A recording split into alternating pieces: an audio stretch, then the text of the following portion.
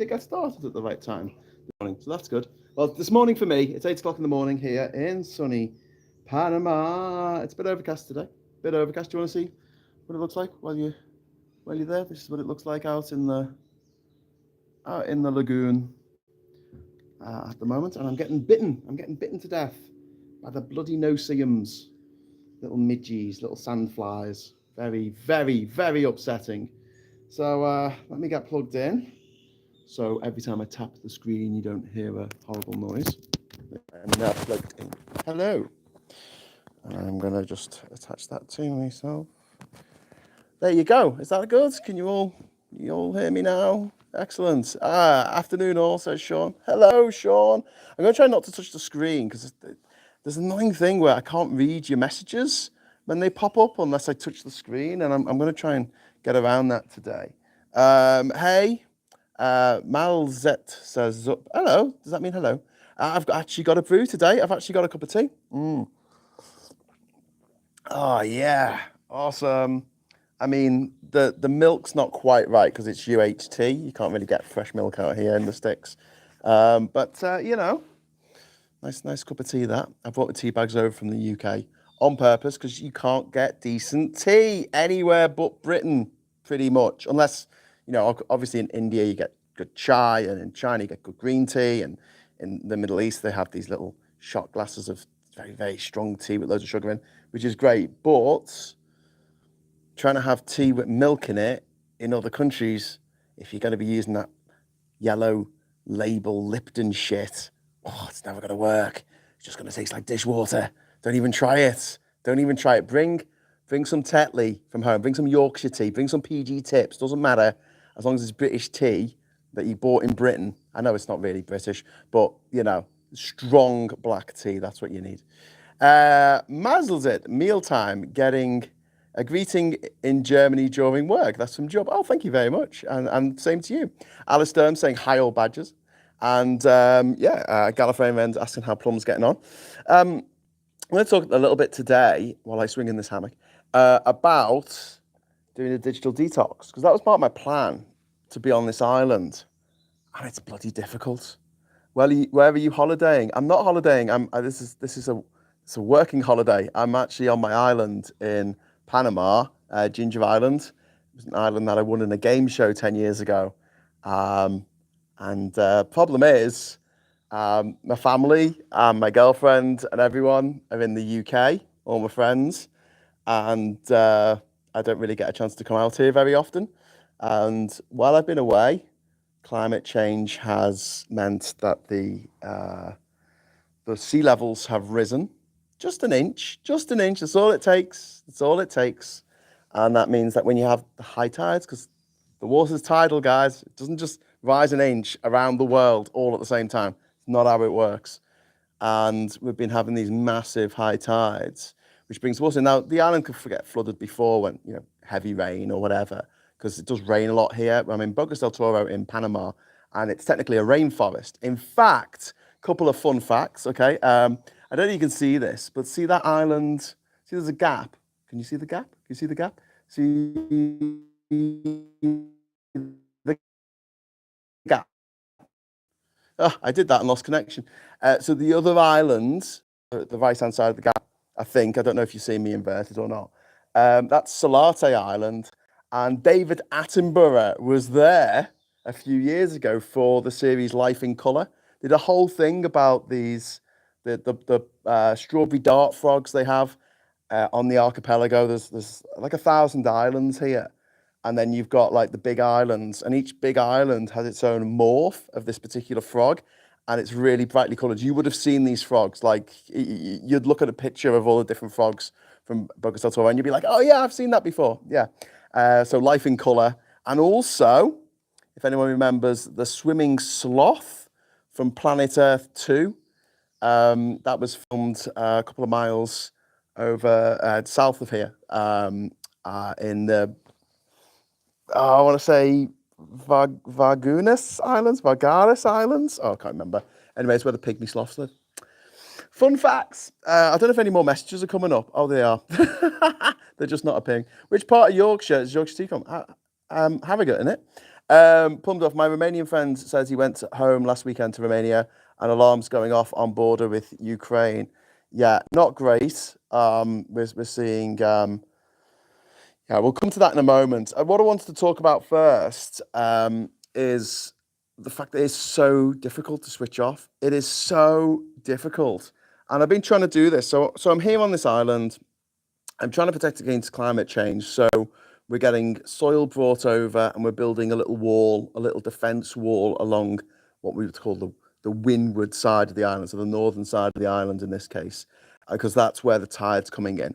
So if it's rainwater, and like I say, this is a rainforest, we get about 3 meters of rain a year here. 3 meters of rain, and as such, the island can get flooded with rainwater, but that evaporates during the day, and as long as sort of the middle of the island's a bit higher than the rest of it, it should drain off. But the salt water coming in is another issue entirely because it's full of salt. And what does salt do to plants? It kills them. That's right. So what was a verdant sort of grassland with loads of palm trees and mangroves and noni,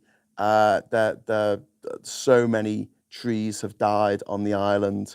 On Sunday, we took a chainsaw to all the dead trees, and I counted 40. I counted 40 dead trees on the island, which is just heartbreaking. And they've been killed by the salt. They just can't stand that much salt. Even the palm trees, which are quite hardy against salt generally, they just can't handle it. And it's sad. And even the palm trees that are still alive are not doing so well, and they're not making you can tell because the fronds are really small and they don't really have the same size coconuts or any coconuts at all like they used to, and that's that's not great. That's not great. It's kind of a bit dispiriting. However, we are building defences. I'm here for 3 weeks, and the whole time I'm going to be here, I'm going to be working when I'm not talking to you. But the thing is, right, so yesterday, and possibly the day before, I was working, and what I wanted to do is we've got solar panels, I just put my phone on charge in the house for the day while I worked on the actual island, shifting soil, shifting rocks, doing all stuff that needs to be done, right? That was the plan. However, I kept on going back to the house. Why? To check my updates, to check my messages. And for me, this is kind of like a little bit, mortifying. It's like I came here thinking, oh yeah, digital detox. I had it in the back of my head that if Trump won, then it would be nice to just get away from everything for a few weeks. But at the same time, I feel like at the moment, now is a time that we really need to be together, with your friends and the people that you respect and care for in this life. It's not a great thing to be buggering off to the other side of the planet. I noticed my chat hasn't updated, and someone's dropped a super chat, but I can't see it because my chat is not updating. So thank you, whoever you are, you kind, benevolent soul who has dropped that super chat in. I don't know what to do about this actually, because I'm going to just try and I don't know what to do. I don't know what to do. Maybe I'll just turn it around so you can see the other camera angle. There you go. There's the island. Back there.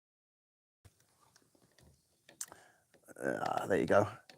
So you can see you got the walkway there. That's where my finger comes on the screen. The walkway, and then we've got the place where we mow up the boats. And what I'm in at the moment is the boat dock here on Ginger Island. But yeah, I'm just trying to see if I can do something with your messages, and I can't. I don't know what to do about this. What does that do? Oh, okay. Top chat. I hope there's no crocodiles. Okay, cool. I've fixed it. I've fixed it. You can turn around now and come and see me again. Hello. All the fun of doing live. I've got cheaters on my glasses. Oh my god, I can see them. I can see them walking past my glasses. Little midgies. Little midgies. I hope there's no crocodiles. No, there's no crocodiles here. In fact, Bocas del Toro, I mean, like, compared with other places like jungle, rainforests, sort of thing, it's a tremendously safe place. There's no malaria here. There's no Zika, as that we know of, which was the big problem in Brazil a few years ago, especially for pregnant women. There's no dengue here, dengue fever. Generally speaking, one of the only things you've really got to watch out for is a particularly horrific ailment called leishmaniasis. I suggest you don't look that up on Google, not least because it's impossible to spell, but it's a flesh-eating bacteria. That I think it's a bacteria. Don't quote me on that, but it does eat flesh. That is transmitted by the sandflies, by the little midgies that are biting me at the moment. But they have to bite a sick sloth first, and then they come over and bite you, and then you get leishmaniasis. So out here on this island where there's no sloths, no problem, unless a sloth has swam over here, but then most sloths can't eat mangrove leaves, so this ain't going to be too appetizing for them. I say most sloths because the sloths of the pygmy sloths of Vargunas Island. I'm saying this wrong probably. They can eat mangroves. They can eat mangrove leaves. They have adapted to eat mangrove leaves, which is amazing. Mangrove leaves are kind of like these guys, these suckers, right? If you have mangrove leaves touching the roof of the building that you're in, construction edifice, whatever it is, if you have like a zinc roof or a metal roof, it'll eat through the metal. Like you would not believe, like the leaves will eat through the metal. It's bizarre. They're like coniferous plants just trying to take over the world. I should be able to see who dropped that super chat in now. So I'm going to just go back a little bit to find out. Oh, it was Commander DJ Burp. Thank you very much for the £5 super chat. You're the first person I've had coffee with in Panama. Morning, Graham. Hello, good morning. Good morning. Thank you very much for the super chat. That's really kind of you. We're not addicted enough to updates. Sorry, what you're talking about. Your font of sloth knowledge says plumped off. Sloths are incredibly cute. So back to sort of what's been happening here. So I've been working, but like I've just, it's so difficult to turn your phone off. It is so difficult, especially when you know it's just there and someone might have texted you or something might have happened, something might have come up. But the thing is, at the moment, I don't want to know. I don't want to know who Trump's picks are for the Pixar, like the movie company. No, picks are for his cabinet. I don't give a shit that he's going to get these demented bastards in. All it's going to do is upset me. Like none of this is going to make me happy, and I don't see realistically, it would be nice to go, okay, well, I'll talk to my mum, I'll talk to Kat, I'll talk to whoever, at certain times of the day, and the rest of the time I can just turn my phone off and just leave it in the house on charge, right? And I can get on with work, and I can't. It's just there in the back of my head, like, every sort of few minutes, it's like, oh, I should check my phone, and I go in my pocket, and I realise, oh, well, I haven't got my phone on me. And it's made me realise just how absolutely addicted I am to updates. I won't say social media because it's not just social media. It's messages off me WhatsApp groups and friends and stuff like that. I'm absolutely addicted to updates. Obviously, there's a part of me that gets a little dopamine hit every time the little bell thing pings up on your phone. But also, like I used to pride myself on the fact that I found it quite hard to get addicted to stuff. Video games were my sort of were my weakness really on that front. But I never smoked, never taken drugs. I'm not a big drinker. I've never gambled really. I'm not interested in it. I went to Las Vegas once. I didn't gamble. Can you believe that? Yeah, didn't gamble. Just went to see what it was like. Anyway, enough said about that.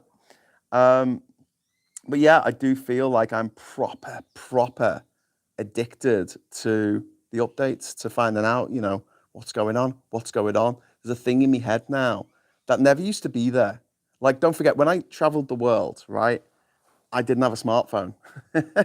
I started traveling in January 2009. Back then, hardly anyone had a smartphone. I think the first generation of iPhones only came out in 2008, was it? Maybe it might have been a year before. But, they were dead expensive and hardly anybody had them. And I finished my journey like just carrying a Nokia 8123 in my pocket. Um, that was my means of usual communication. And then it was a case of going online whenever I could find an internet cafe and quickly uploading my blog and photos and stuff like that. Um, so yeah, I managed to go for long periods without updates, without necessarily knowing that Michael Jackson had died or Colonel Gaddafi had been beaten to death at the side of the road. In fact, talking about Colonel Gaddafi, I didn't find out about he died, I think, in the October, I want to say, of 2011. And I was on a cargo ship at the time, heading from Papua New Guinea, Solomon Islands, and then down to Melbourne in Australia. And we didn't have any, we didn't have any internet. There was no way of finding out what was happening in the world. The thought of checking your phone for updates every 5 seconds, that would be, for the birds. Like, you couldn't do it. You just couldn't do it. Now you can. Now you can. Like, every ship has got internet connection now, pretty much. And that is, in a way, oh, isn't it great that we're so connected? But in another way, shit, are we missing out on a lot of life because we're just constantly refreshing our phone and constantly refreshing our feeds and constantly having inane conversations with people over and over again? Because I don't know about you, but I do find that, like, you'll find some like news story that interests you and then you end up talking to several different people about it and you start saying the same things. I start copying and pasting my responses. Yeah. Or if I say something funny in a chat, I copy and paste it and put it online and go, ha ha ha, I haven't said this funny thing. But anyway, right. Putin is sending you a sloth right now. An ill sloth. It has to be ill. I find it best not to know what's happening in the US. Too depressing. Yes, Plum Duff. I agree. That's why I'm kind of just not. I'm not looking at the news. I'm trying really hard because normally when I'm just like darting around on my phone, I'll watch a bit of TikTok. I'll go through Threads. I'll go through a few other channels, and I tend to just click on not click, but tap on the on Google Chrome, and then it's usually set to the BBC. It's usually set to the BBC, which goes to BBC International here in Panama. It gives you a nicer font. It's really weird. It changes the priority of the bit of lag. Changes the priority of the stories that are coming up, which is unfortunate because it means that instead of Gary Lineker leaving Match of the Day being the number one story for me was like Trump's pick for, I don't know, Secretary of State or something. Totally not addicted to updates. It's just like, it's not just like drove home from grocery store listening to a bloke on an island talk about being connected. Yes, Yoni, I think we're all guilty of it. But what do we do? What do you do? Do you do? I mean, have you like gone right? That's it. I'm not going to check my phone for 24 hours. People will think you're dead. Oh, a fish just jumped out the water. That's quite cool. People will think you were dead. Like, seriously, imagine if I didn't post anything for like a week. I'd be getting messages going, "Oh my God, what's happened to Graham? What's happened?" My mum would be getting inundated. The people turning up at a doorstep going, "Where the hell's Graham gone?" But yeah, so that's always a worry as well. It's like party is going, I need to leave a message just to let people know I'm still here. So tell us the story of how you won this island, asked Leapshin. Okay, in a moment, hang on. Threads have had 100 million accounts leave the service in the first few weeks of being open to all. Threads have had 100 million accounts leave. Really? Oh, wow. Okay. I thought it was X or Twitter that was losing everything. I've decided maybe we should start calling it X because Twitter doesn't exist anymore. Do you know what I mean? The Twitter that we know and love doesn't exist. You know, it's a bit like the whole Darth Vader thing. It's no longer Anakin Skywalker. It became Darth Vader. And when that happened, the good man that was Twitter died. So what I told you was true from a certain point of view. People think I've ghosted them. Exactly. Svak says, what? I call it Twitter to piss off Space Karen. Yeah, that's true. We all moved and set up on Blue Sky. Blue Sky's the place for me, says SG. I'm sticking on Threads. I don't want to dilute the brand. I just think there's something intrinsic about Blue Sky that pisses me off, right? And it's the same problem that I had with Mastodon. It's like the URL. It's like find me on Mastodon. Graham David Hughes .mastodon.net.com .co.uk Mastodon, loads of big words, and it's just like you end up with this string of letters and numbers and bloody dots that's like this long, and I can't be dealing with that. I just want, find me on whatever platform, at Graham David Hughes or at Politics Social, nice and easy. Just that. That's it. I don't want realms within realms. I don't want anything to do with any of them. Discord and YouTube are where I draw the line, says Gallifrey, man. That's probably quite smart. But I always forget about bloody Discord. I'm such an idiot about it. I could show you what I'm seeing right now. It's really quite awesome. We've got a lad who's coming to help today on the island. He's just turning up on his shirtless on his little kayuku, paddling away, and a speedboat's just headed off towards Boca's Town. It's very calm and very calm. Does anyone remember GeoCities? Yes, Ned. I remember Netscape Navigator. That's how old I am. I saw a post the other day. Someone said, "Oh, I'm so old. I remember when my first hard drive only had 4 gigabytes of storage," and I was like, 4 gigs. Oh, you sweet summer child. Stephen King last night got kicked off X because he called Space Karen the First Lady. Yeah, Elonia. See what I did there? I remember AOL Messenger, but I prefer smoke signals indeed. My computer had megabytes of RAM. Now look, I'm saying that I remember back in the day checking my emails and stuff like that. I mean, we've always done this, but I think that now it's become much more difficult than ever to just unplug and switch off. Musk is a weird dude, says Plum Duff. He is indeed. So anyway, I was asked by Liebchen how I won the island. So just to cut a long story short, after I travelled to every country in the world without flying, I got back home. I was waiting to hear back from Guinness World Records about whether they were going to certify my record, which they did, by the way. So it's not just me saying I've done something. I'm actually recorded in the Guinness Book of Records as having done it. I'm being the first person to do it. So if anyone pretends that they're the first person to do it, or even think of it, then they're talking bollocks. Because I'm actually in the Guinness Book of Records. And they might not be. They might just have said that they've done it so far without any proper verification. Anyway, let's get on to a different topic entirely. Anyway, so it was the summer after I got back. So I finished the journey in December. January, I had to go back to Russia because they didn't accept the fact that I'd gone there by wading across a river. I had to go across an official border point, which meant getting a visa. It was expensive. I couldn't be arsed at the time. Anyway, so I saw an advert on one of my YouTube videos for like this Samsung Adventure show in America, and the reason why the advert grabbed me in those first 5 seconds before you hit the skip button is there's a guy on a desert island and a bottle washes up on the shore, and inside is a phone, a smartphone, but on the other side of the smartphone it just looked like a camera. It looked like a click camera, and I was just like, what the hell is that? What is it? What is it? So I clicked on the advert for the first time purposefully. I click on adverts all the time on YouTube by accident, trying to get rid of them. But I actually clicked on this and I learned some more about it. And it was a Samsung S4, I think, phone. S4 was it?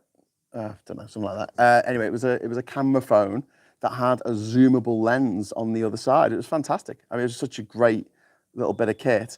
And yeah, it had a thing to apply. Thousands of people did. And 16 of us were chosen to go to Puerto Rico and take part in a survival show called SOS Island with all these, with an American production team. And we worked with, we have as a presenter, the Canadian Survivor Man guy, whose name has currently escaped me. He's kind of like the Canadian Bear Grylls, but he hates Les Stroud. He hates Bear Grylls. Oh my God. He thinks Bear Grylls is a massive faker.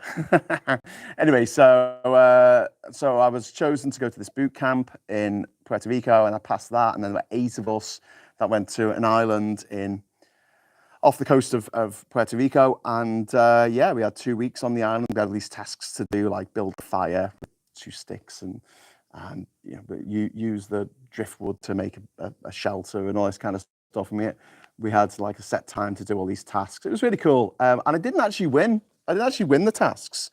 I think I won 2 coconuts of like 16 that were available to win. I think I won 2 of them.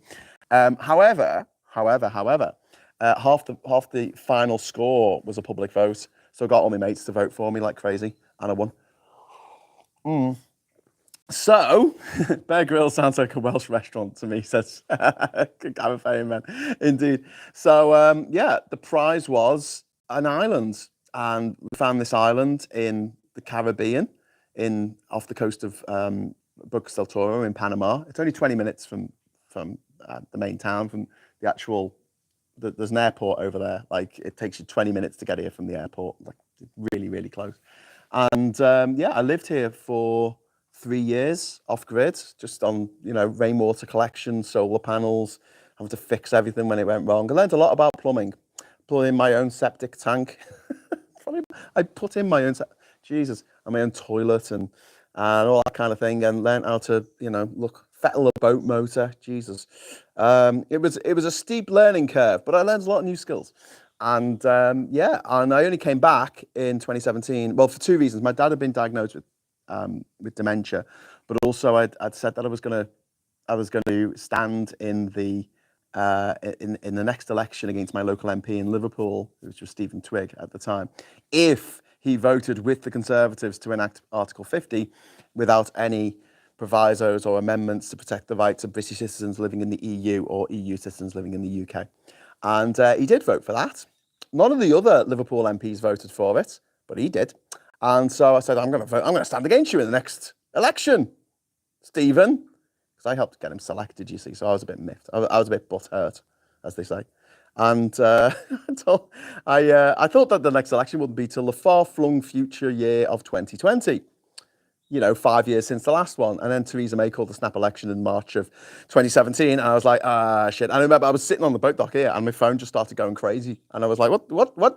And looked at it and it saw me mate saying, Graham, are you coming home now? You're coming home to go and stand for election in the safest Labour seat in the country. And I'm like, oh, okay then. So I came back, stood in the safest Labour seat in the country, lost by about 30,000 votes. Yeah.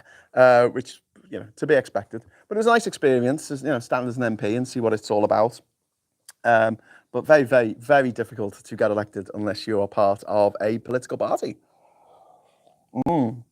Let me tell you.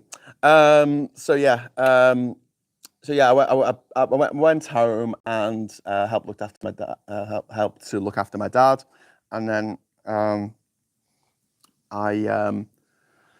I got together with Catherine and yeah, moved to Durham and go back to Liverpool every few weeks to go and help with my dad and stuff. But apart from that, I've got a family now in the UK, and I can't really just say, right, guys, I'm leaving for 6 months to go live on a tropical island.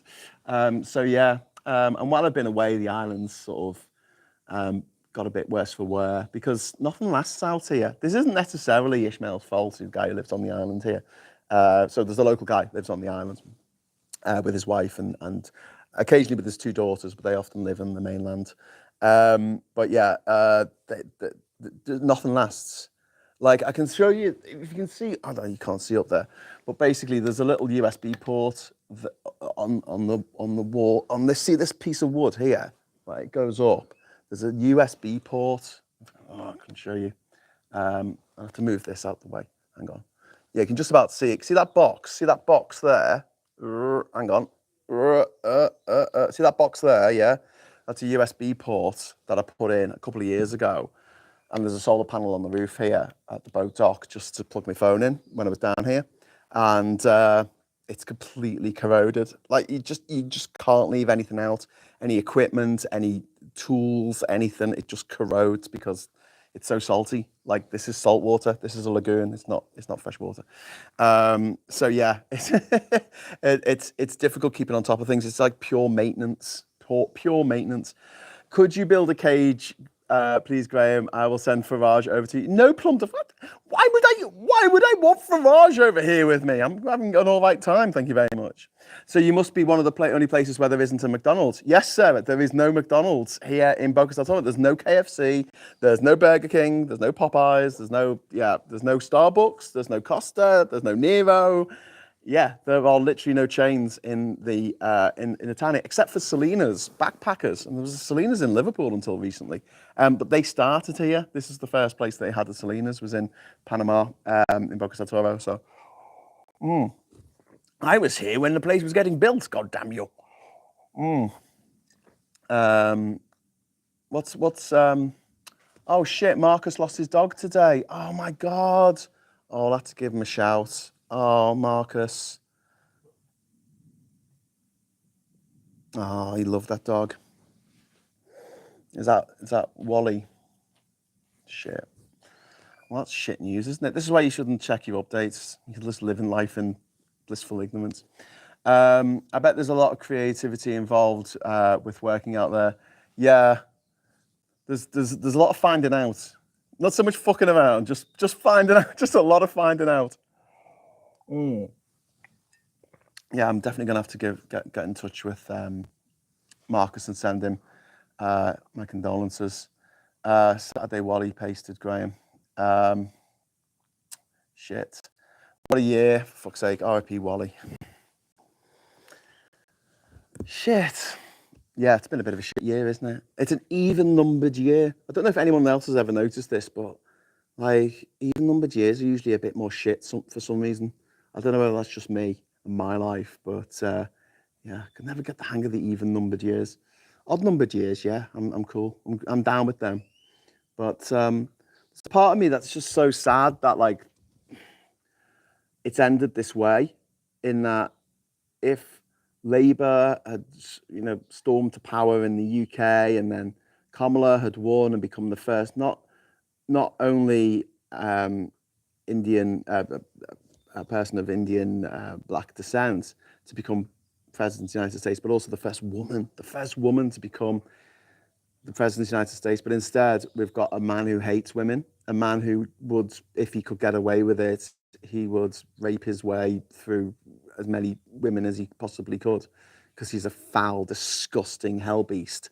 And anyone who, one of the things I've seen as well a lot, and I think it's kind of like the liberal mindset. We want to make excuses for people. We want to be like, oh, well, they're not that bad. They're not that bad, are they, really, if you think about it? They must have been misguided. And we did this with Brexit, Oh, well, they only voted for Brexit because they wanted to improve the NHS. They only voted for Trump because they wanted their eggs to cost less. Bullshit. Bullshit. Bullshit. It's not about your eggs costing less. That's not why anyone voted for Trump. They voted for Trump because he lives the life that they would like to live. A life of raping and pillaging and stealing and thieving and lying and getting away with it.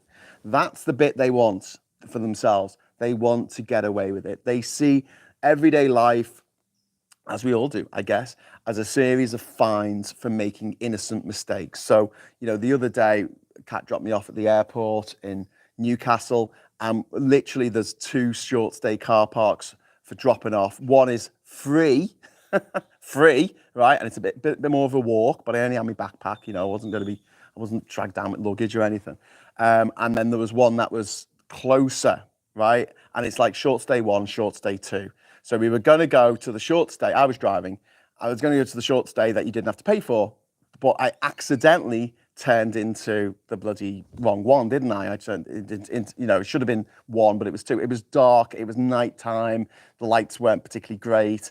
And it's got a sign up saying, do not stop, £100 fine if you stop in this lane. And I'm like, because everyone must do this. They must pull over. You got to turn right to go in. They designed it this way.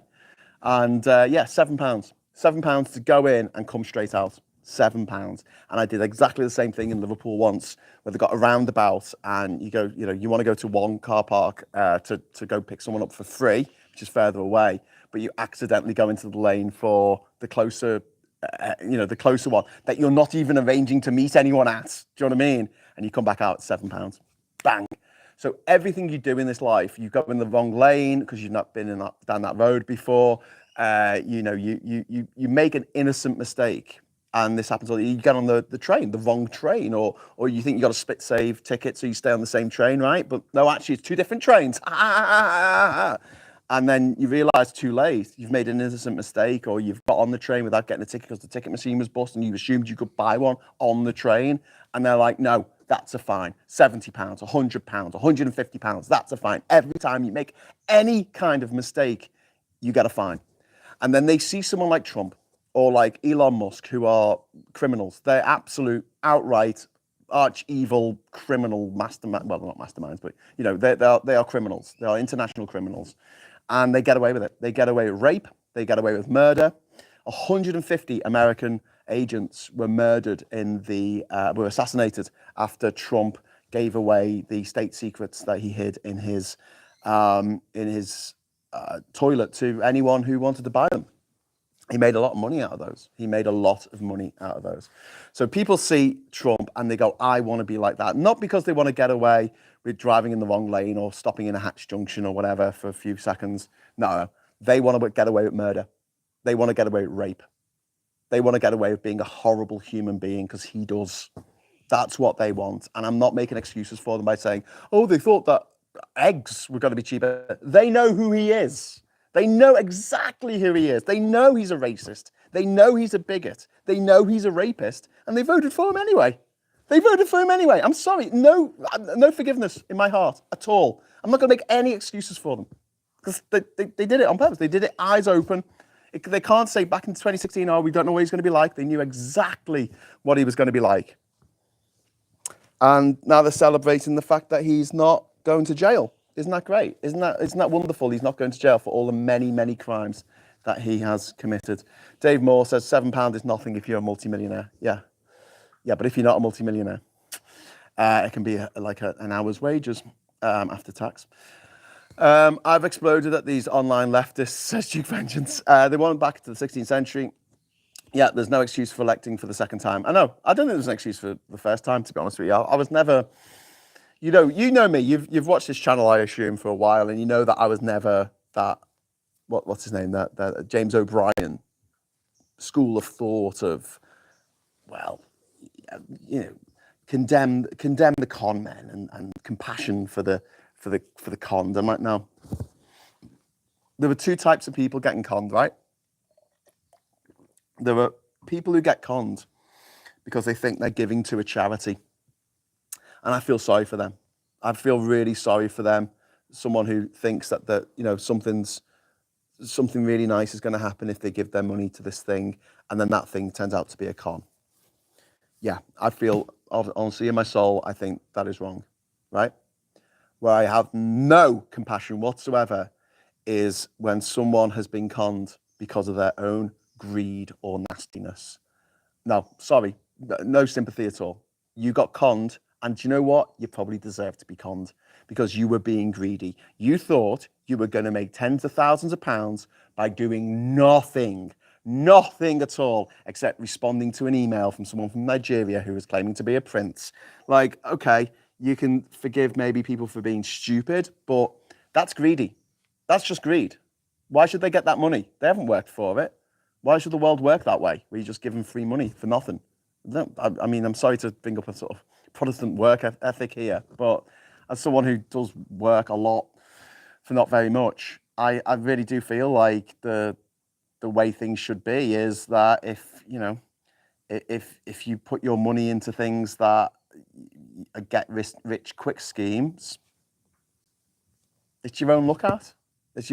Sorry, isn't it? Come on, be with me on this. I mean, I'm sure there's people watching this going, "Shut up, Graham. I lost loads of money betting on crypto," and I'll be like, yeah. Anyway, oh, by the way, yeah, Trump, he's going in for crypto, by the way.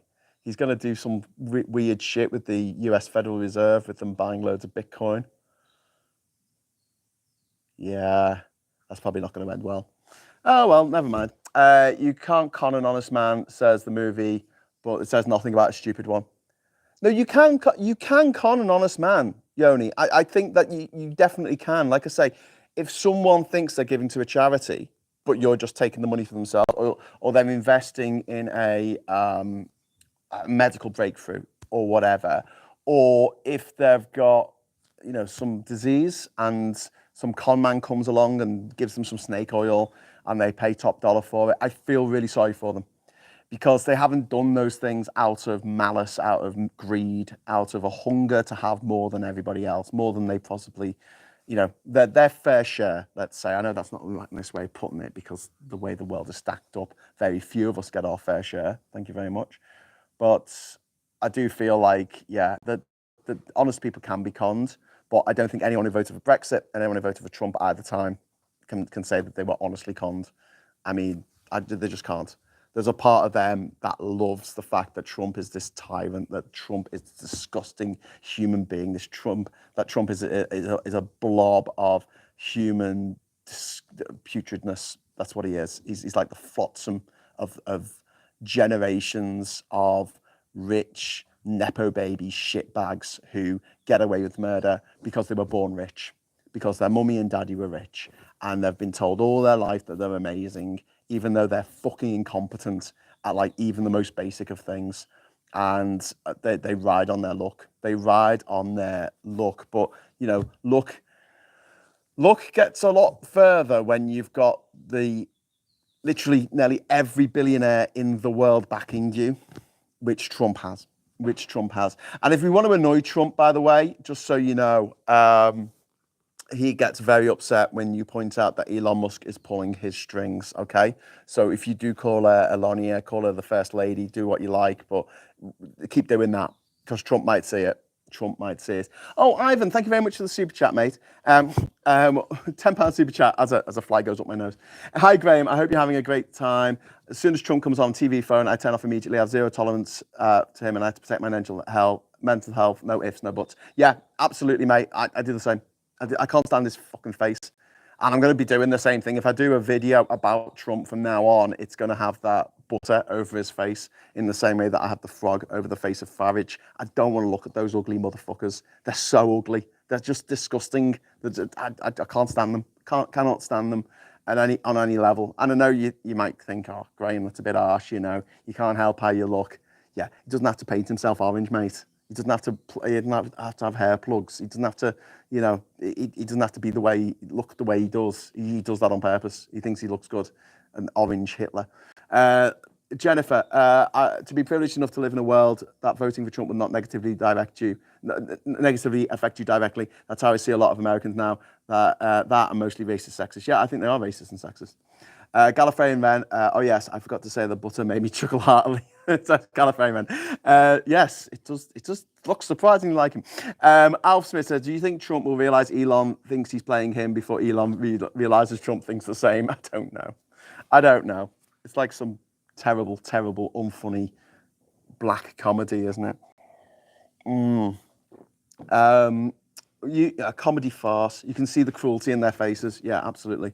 Dartford Crossing is an ADHD trap. It's only £2.50 to cross, but you have to go online and pay within 24 hours. If you remember too late, it won't let you pay. You have to wait for the £70 fine to come. Yeah, the crossing over the Runcorn bridge is the same. It's exactly the same. You've got 24 hours to pay it, and if you forget, fine. So if you make an honest mistake because you're traveling because you've been bereaved or something has happened in your life, then you get a fine for it. In fact, being bereaved in in the UK, like having to get somewhere fast on the train is going to cost you so much money. So for anyone who wants to be spontaneous or anyone who is unfortunately bereaved and needs to be somewhere immediately, you end up paying this extra amount that you don't have to pay if you... Yeah, not great. Bamboo, good dad joke there. Listen, David Juardo. So yes, Putin is playing both, says Al Smith. Yeah, well, we know that. Yeah. I hate the fact that Putin's getting away with it as well. Like Putin's getting away with his crimes of invading Ukraine and killing tens of thousands of innocent Ukrainians. And also, the interference of Russia in the Middle East and Africa at the moment should give even the most stalwart of tankies pause for thought, but obviously it doesn't.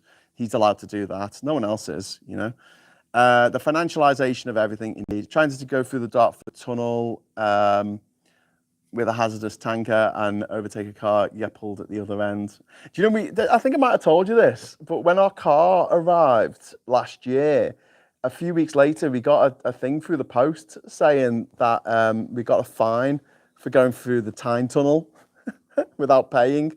And we looked at the picture, and we're quite obviously the car's on the back of the low loader coming to the car transporter, coming to drop it off. Do you know what I mean? It's first of all, it's facing the wrong way, which, you know, you got this thing that takes the photo of the car registration. Did it not notice it was white and not yellow? Because it's supposed to take the back, not the...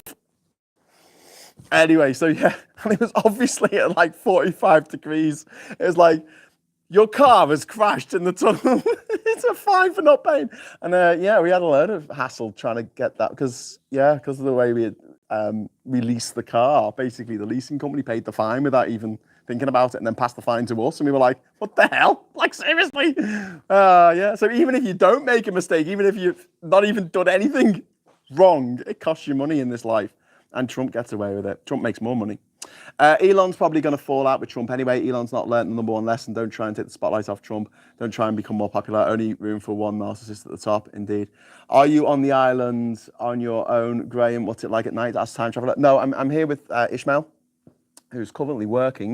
I'm going to have to go and join him, actually, because I feel a bit bad. He's doing stuff. He's moving some soil at the moment down the path there. Yeah, his wife, and they live in a cabana on the island, and then there's the main house where I'm staying. Yeah, so I'm not alone. I have the house to myself, but I've also got a dog, or Little Pickle. Where is Little Pickle? Don't know.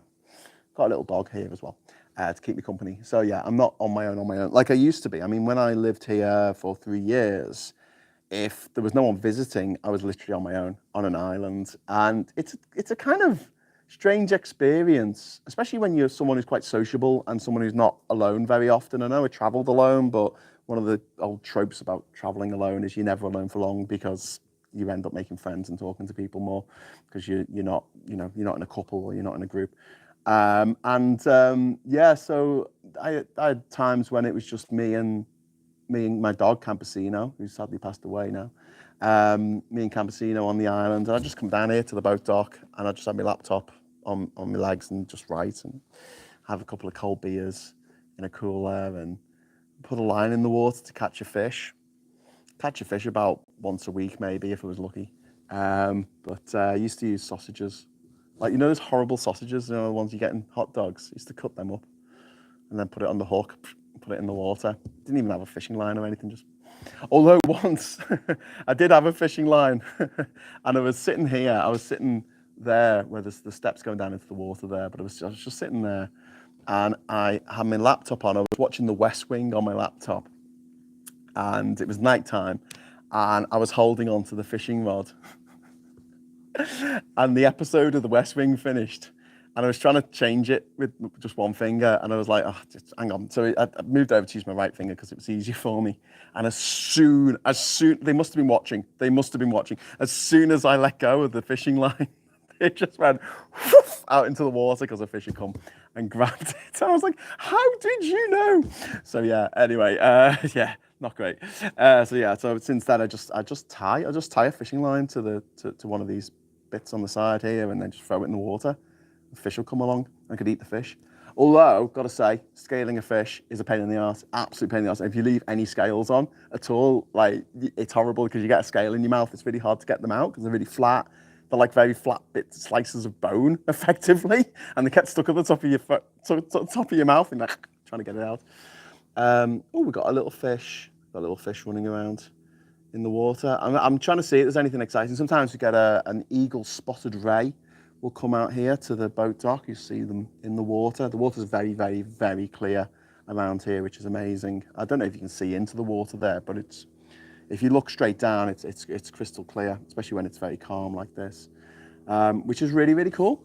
So yeah, I'm gonna have to wrap up in a moment because I've been rabbiting on for 50 minutes. But you deserve a special feature-length episode, I think. Can you hear that noise, that droning noise? That'll be a speedboat that'll be coming into the lagoon. over here in a moment. We'll go back. We'll go back in a moment. So you can see it. Oh, there it is. Well, it's a very slow moving speedboat. Look at that. Is it less speed, more boat? There, can you see it? Can you see it in the water? There it is. Nice, nice, nice. The reason why I don't have that as my backdrop is that I'll just get silhouetted because it's very bright out there and it's a bit dark in here. So yeah, I'm in my boat dock at the moment. This is where the boats come in here and you just moor them in here. And obviously I'm under a little bit of cover here in the boat dock, although I do think that the roof probably needs to be replaced at some point. Anyway, so back to your messages. I'll give you another 10 minutes, okay? Unless someone drops a massive super chat in and I might just wrap it on for a bit longer. Graham, are you the cover of the result? This bloody Trump, I'm sure he wouldn't have won support without Elon Musk. I don't think that there's any one thing. Like, can I just say this, right? And I don't want to upset anyone who, has their own pet theory. I mean, we could all be right. Who knows? I don't think that Harris put a foot wrong. I really, really don't. I think that she ran a fantastic, positive, fun, interesting, energetic campaign. I really do. She raised tons of money. People wanted her to win. She was liked, And what I think the problem is, and this is a problem I think with, just humanity in general, is that like half of the population of America are cunts. Sorry to just demonetize my video here, but it's worth it. It's worth it. That's it. They're just half of the people are just horrible. And can I stress that I often talk about traveling around the world and meeting loads of people and them all being very nice. And I think that's true. And I think that most people on the surface are nice. But I think there is a large minority, and thankfully there's a minority, who will be very nice to your face. But then, deep down in their soul, there's some darkness in there. And they like the idea of people having their lives torn apart. The people who voted for Brexit, knowing that it would tear apart families when the mother or the father of the kids was from another country, and they would become what they call a Zoom dad, a Zoom parent. They knew that would happen. They wanted it. They wanted people to be deported back to where they came from, wherever that was. And the same thing's happened in America. The sick thing for me is that you've got all these people who are like Latino voters voting for Trump. And I saw an interview with one of them, and they were like, "Yeah, I voted for Trump." And it's like, "Are you not worried that he's going to, split, deport members of your family?" And they're like, "No, they won't split up families. He won't split up families. Come on." I mean, and I'm like watching it going, oh my God, you idiot. You blew it up, you maniacs. Which is a bit, yeah.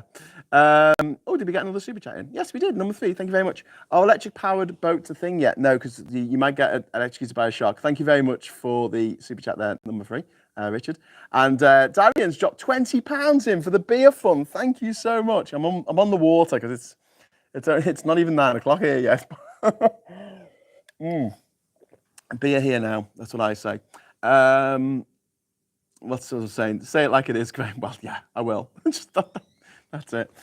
Tucker's Law. I've said the C word now, so I think I've been demonetized anyway. But Tucker's Law from Malcolm Tucker, from the thick of it. If some cunt can fuck something up, that cunt will pick the worst fucking time to fuck that thing up because that cunt is a cunt. I want that on a tea towel, I swear. At least you may get John Oliver back. Migrant plus criticising Orange, double whammy. I don't want John Oliver back. I want John Oliver to live with his wife and kids and have a nice time in the country that he wants to live in. I hate this whole thing of. I guess there's another way of. I mean, it's very easy for us to go. Oh, some people are like this and some people are like that. Do you know there's 2 types of music? The stuff you like and the stuff you don't like. Oh, I'm very clever, me. But I do think there is a definite, empathy gap between people who care about other people and people who just can't do that. I think there is a gap when we talk about like internal monologues. Like some people don't have an internal monologue, and for people like me who do have an internal monologue, that's really weird. It's like, how can you not have one of these things that I just have? I didn't even know it was a thing that people couldn't have, but there you go. But I do feel like there's a lot of people out there who, I mean, for one reason or another, they're not happy with their lives, and they just take it out on other people, and they just want to see other people suffer, because that's the only thing that cheers them up, is like something horrible happening to people that they hate, and they happen to hate anyone from any other country. And I think one of the big sort of things that drives people's attitudes, I mean, left and right, I guess, notwithstanding, is I think that some of us have this gene that pushes us to migrate. Like, we like to find out what's off the edge of the map. I always remember what was the old video game? Was it Civilization? No, it wasn't Civilization. There was an old video game where you'd have like a map, and you start off a little bit of the map, and then the further out you'd move, the map would grow. It was brilliant. I think it was Civilization. I think it was the first Civilization. Someone correct me in the chat. But the more you traveled, the more you moved about, the more the map would grow. And it was really addictive because you wanted to find out what was out there. And I think that some of us have that innate in our souls, and we want to migrate. We want to see other places. We want to live in other places in the world. And why can't we? Why is it that we have these dickheads who have never left the village, who marry their sister, who go, oh, I've been to the same pub every day for the last 50 years, aren't I great? And I'm like, no, that's so dispiriting, that's so depressing. You've never left the freaking village. And all your information that you get is just filtered through the prism of Musk and Murdoch and Thiel and Zuckerberg. Oh, thanks for that. Yeah, great. Great, mate. Yeah, please tell me about the world. Please tell me about all the wonderful things you found out about the world. But I think that's it. I think some people like to migrate and want to migrate and think it's cool that you should be able to move anywhere you want in the world. And everyone should have that opportunity. And there's the people who either don't want that at all, or who I think are even worse, are the people who go, oh no, it's okay for me to migrate.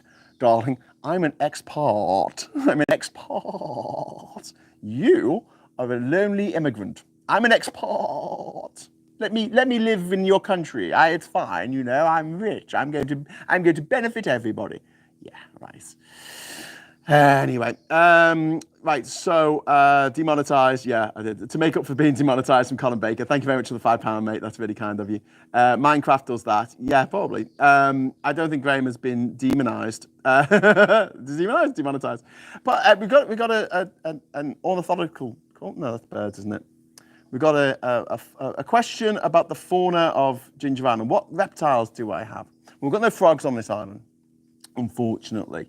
I did have someone come and stay from Canadian Geographic who took some amazing pictures of the strawberry dart frogs, and he actually brought some of them to this island to photograph in a light box, which was really cool. But we looked after them and made sure that they went back to where they were dropped off. Yeah, so but we don't have them, but we do have geckos. We have loads of geckos, and they're so cute. They're so cute. I used to have one that would come always in my bedroom when I lived here, and I'd see him or her every night, every single night. And I called them Kingslayer because they'd lost a hand, so they had 3 limbs. And slowly over time, one of the hands grew back. I'm pretty sure. It was really weird. But there you go, they can do that. And they can also drop their tails as well. Their tail gets stuck in something, they drop the tails, but they make this wonderful little noise. They say, ah, ah, ah. Nice, just so cute. So I love the geckos.